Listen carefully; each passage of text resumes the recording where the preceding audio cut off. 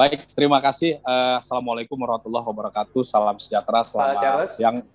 Ya, halo. Udah dengar ya, Pak ya? Saya mohon maaf nih yang pertama. Saya mohon maaf pertama kali karena apa? Saya lagi di dapil nih ya, dengan apa namanya sinyal yang lagi naik turun nih. Kebetulan kami lagi reses. Mudah-mudahan kalau masih bisa terdengar ya, Mas ya, Bapak ya. Tolong pegang dulu. Tolong pegang dong. Bisa, Pak. Iya, Pak. Jelas, Pak ya, kalau gitu, Pak ya. Baik, Pak. Assalamualaikum. Assalamualaikum warahmatullahi wabarakatuh. Salam sejahtera, selamat siang Bapak Ibu sekalian. Yang saya hormati Bapak Dr. Suharyanto selaku Kepala Badan Pusat Statistik, Bapak Profesor Arif Satria selaku Rektor IPB, Bapak Prof. Bustanul Arifin selaku Ekonom Senior Indef, serta Bapak Direktur Eksekutif Indef, moderator, serta Bapak dan Ibu sekalian. Sekali lagi dirasa senang saya ini, saya mohon maaf saya hari ini sedang berada di dapil karena terkait dengan reses dan saya memang melihat daerah-daerah pertanian. Senang sekali Bapak bisa diundang dalam mengikuti diskusi publik yang diselenggarakan oleh Indef ini.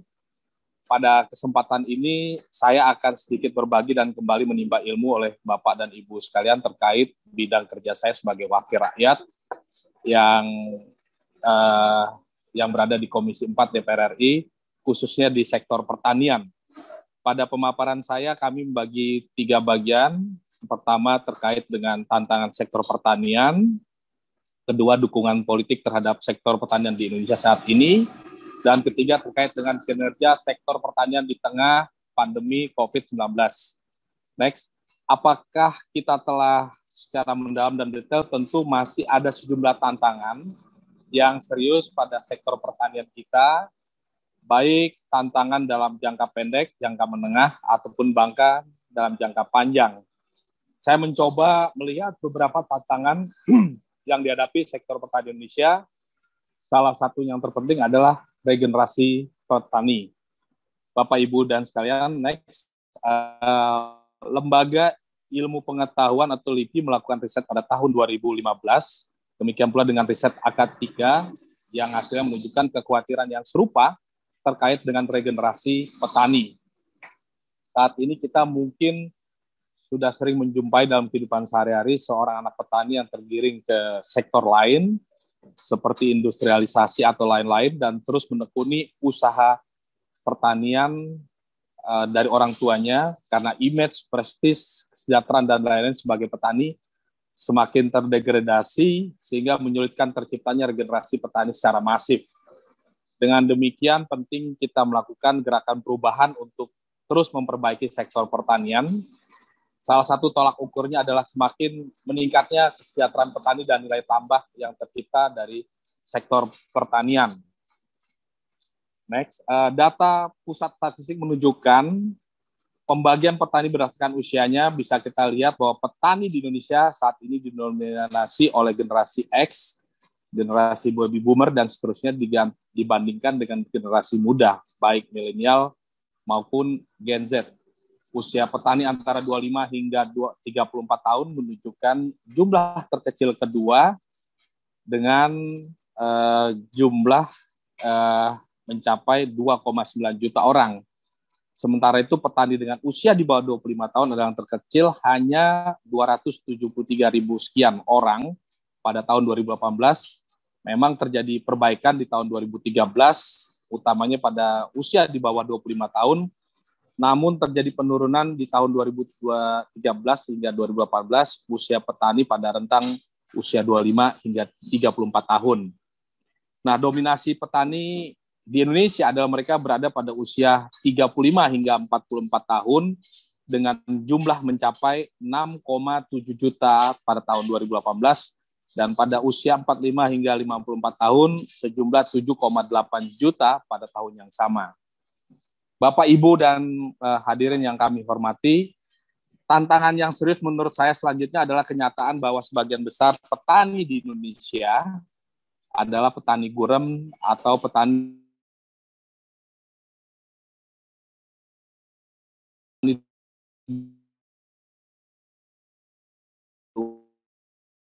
luas lahan kurang dari 0,5 hektar. Jumlah petani gurem ini semakin 5 juta rumah tangga, 25 juta rumah tangga.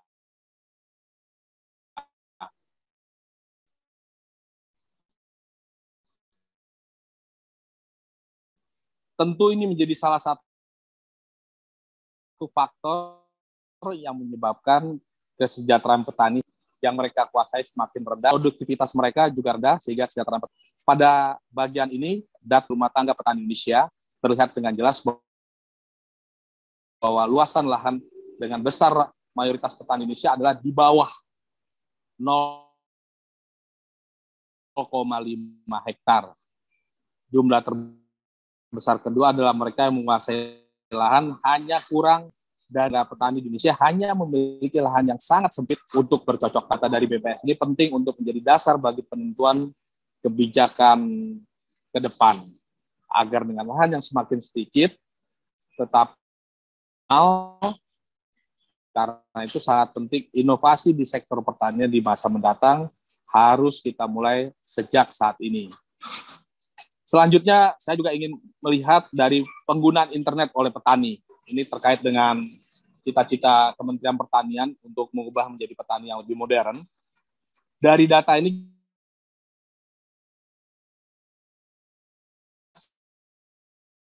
sangat terbatas jumlahnya. Sekitar 28 juta orang lebih petani tidak menggunakan internet. Yang menggunakan hanya sekitar 4 juta petani dengan demi informasi seperti era seperti saat ini menjadi satu hal yang termasuk pemerintah, LSM, perguruan tinggi, dan lain sebagainya. Karena jika akses kemajuan teknologi dan informasi ini bisa dimanfaatkan juga untuk meningkatkan kesejahteraan petani. Belum juga dengan era 4.0 sekarang sudah cukup nyaring kita bunyikan dengan 5.0 dan kemajuan ini tentu membutuhkan sektor pertanian. Next. Bapak dan Ibu sekalian, pada bagian ini saya ingin menyampaikan beberapa bagian penting berupa dukungan politik pada sektor pertanian. Dukungan politik tersebut seperti fungsi lekat pada fungsi kedewanan yang kami emban di Komisi 4 DPR.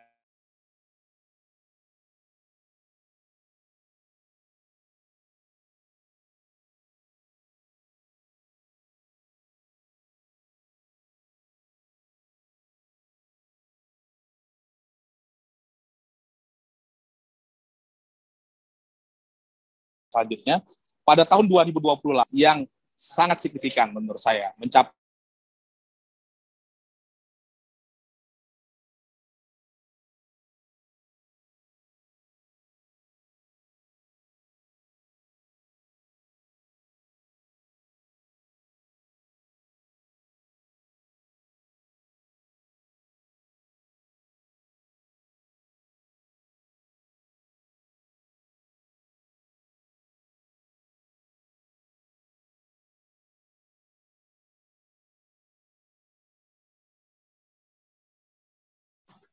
Halo?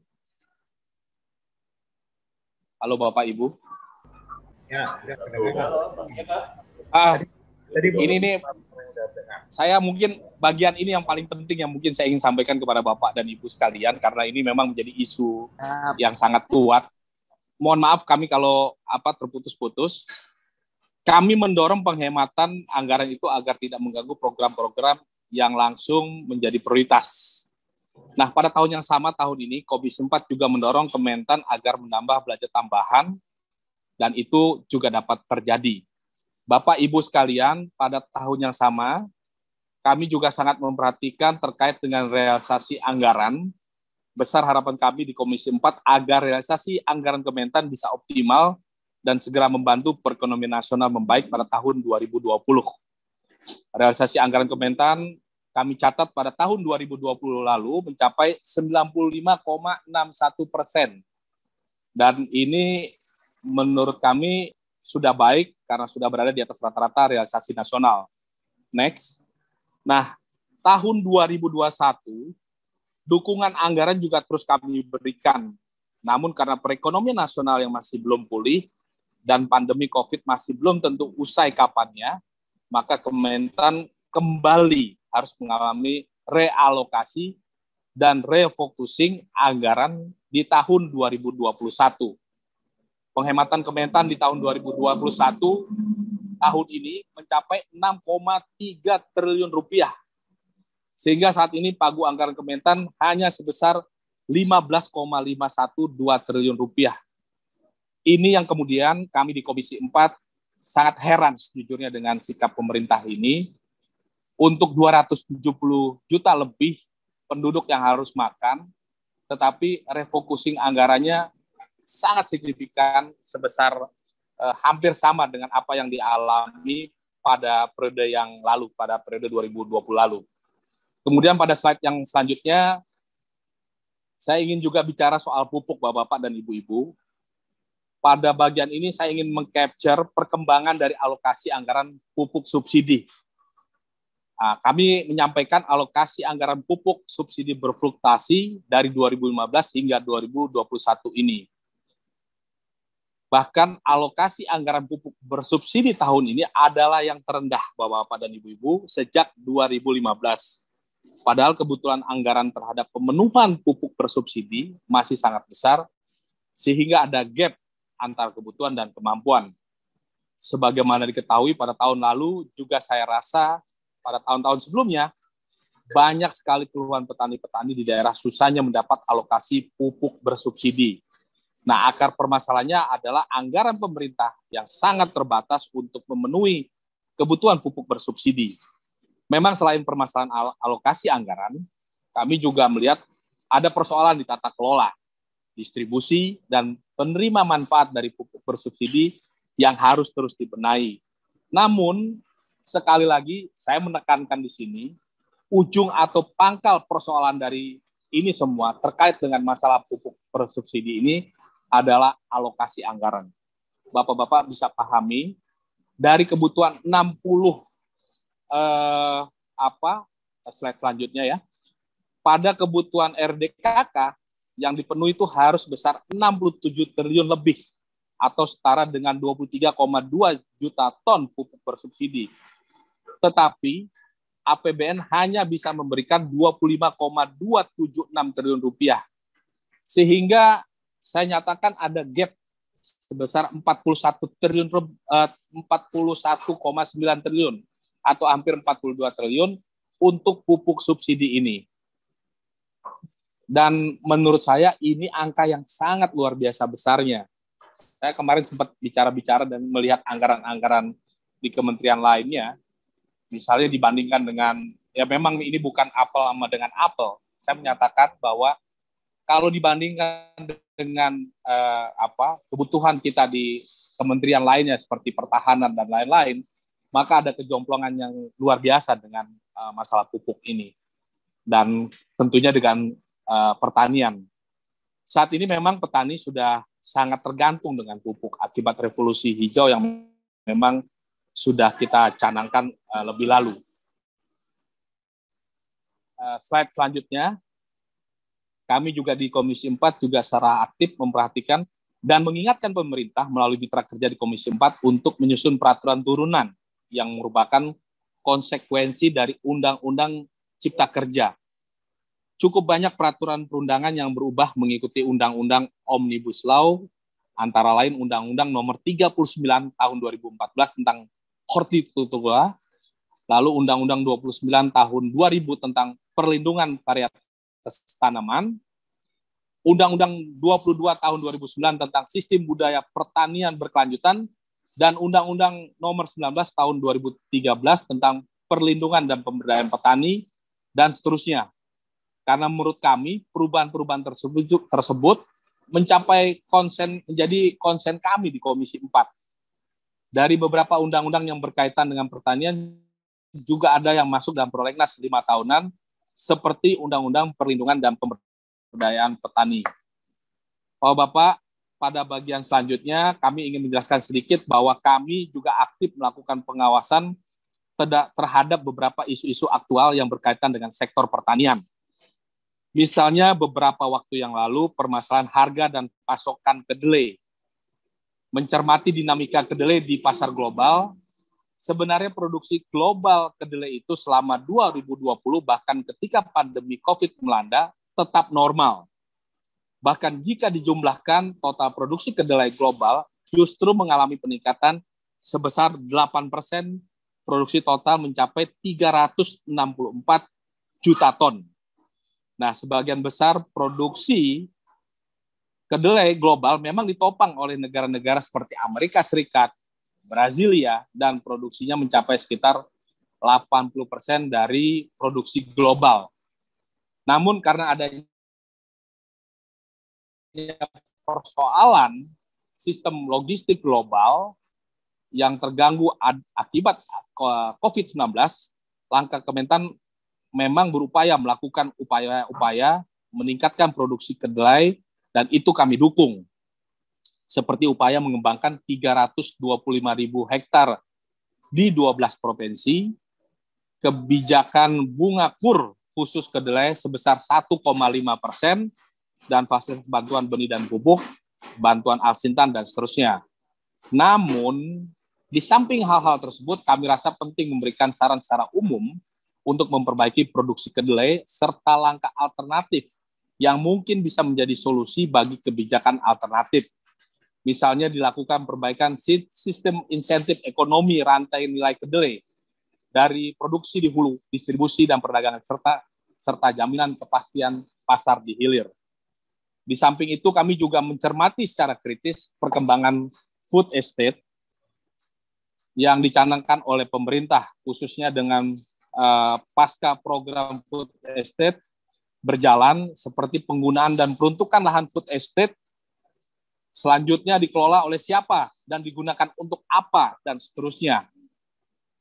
Kelola kesejahteraan pertanian dan penggunaan teknologi yang sesuai dengan kebutuhan pertanian di Indonesia perlu terus didorong.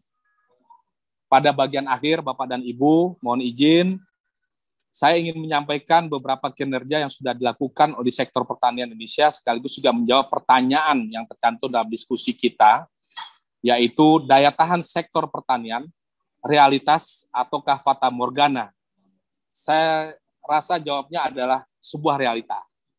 Kita bisa melihat beberapa data yang tadi telah disampaikan juga oleh Kepala BPS, meskipun ada juga beberapa subsektor yang mengalami penurunan, namun secara umum sektor pertanian bisa dikatakan kebal terhadap pandemi.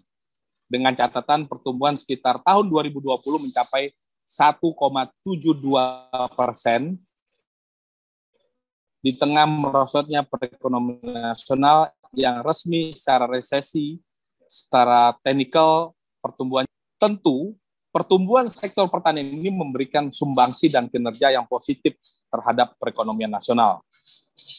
Kinerja dalam NTP maupun tata nilai tukar usaha petani atau NTUP, walaupun naik, memang saya sepakat dengan Kepala BPS tadi, nilainya masih terlalu kecil.